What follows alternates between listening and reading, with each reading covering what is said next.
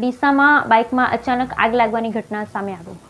ડીસામાં અચાનક બાઇકમાં લાગી આગ। ડીસા શિવનગર ચોકડી પાસે પડ્યા બાઇકમાં લાગી આગ। આગ લાગતા સ્થાનિક લોકોએ બાઇક પર પાણી છાંટી આગ પર કાબુ મેળવવાનો કર્યો પ્રયત્ન। બાઇકમાં એકાએક આગ લાગતા બાઇક બળીને થયું ખાખ। બ્યુરો રિપોર્ટ ભરત ઠક્કર, ડીસા, બનાસકાંઠા।